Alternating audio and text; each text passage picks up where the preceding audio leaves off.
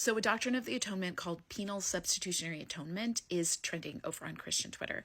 And so I wanted to do a little show not tell of how Christian families are often catechized into a rudimentary understanding of penal substitutionary atonement via resources like this, popular sermons. It shows up in self-help books.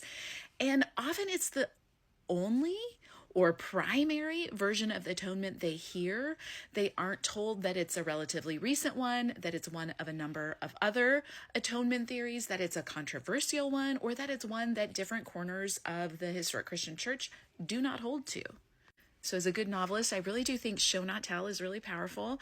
And so as I do this read aloud, I want you to think about what perspectives this is offering people about God, about sin, about atonement, about love, about Jesus. He took my licking for me.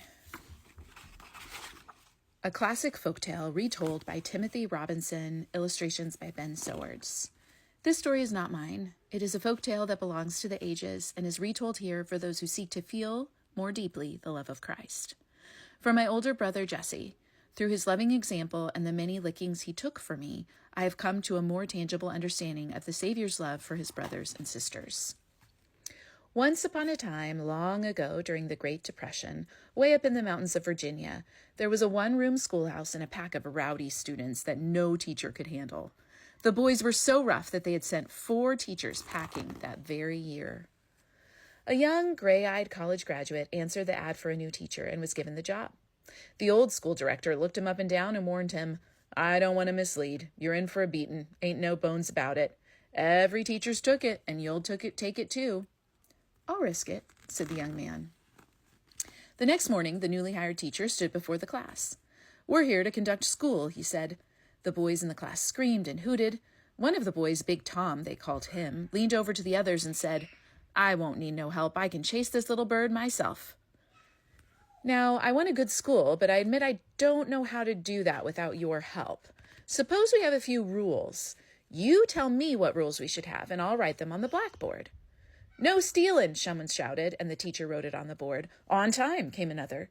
Soon there were 10 rules written out neatly on the board. "Now, a rule is not much good without a punishment attached," said the teacher. "What should we do if someone breaks the rules?" 10 licks with the rod without his coat on," someone yelled. The teacher looked up at the rod hanging on the wall. 10 licks. That's pretty severe, boys.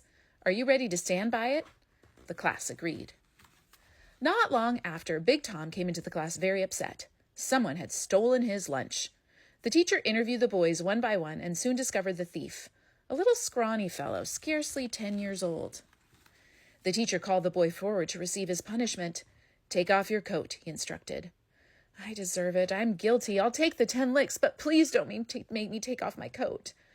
"Were you here the day we made the rules?" The boy nodded, and the teacher took the rod down from its hook. "You agreed to live by it. Take off your coat." "Please don't make me," the boy pleaded. But slowly his fingers began to work at the buttons on his jacket, and what did the teacher see? He had no shirt on underneath, and the bones in his bare back stuck out all over. The boy's face was red with shame. "Why have you come to school without your shirt, Jim?" the teacher asked. "My daddy's dead and my mama's poor. I only got but one shirt and it's in the wash today. I wore my big brother's coat to keep warm." The teacher looked down at the rod in his hand. He hesitated, unsure what to do. Suddenly, Big Tom jumped to his feet. "I'll take his licking for him," he said. "Very well," said the teacher. "There is a certain law that provides for a substitute if you're all agreed." Tom ripped off his coat and stood over the other boy. The teacher started the lashings, but after the 5th stroke, the rod broke across Tom's back. The whole class was sobbing. Little Jim had reached up from below and caught Tom with both arms around his neck. "I'm sorry I took your lunch, Tom," he cried. "I was awful hungry. I'll love you forever for taking my licking for me. Yes, I will love you forever."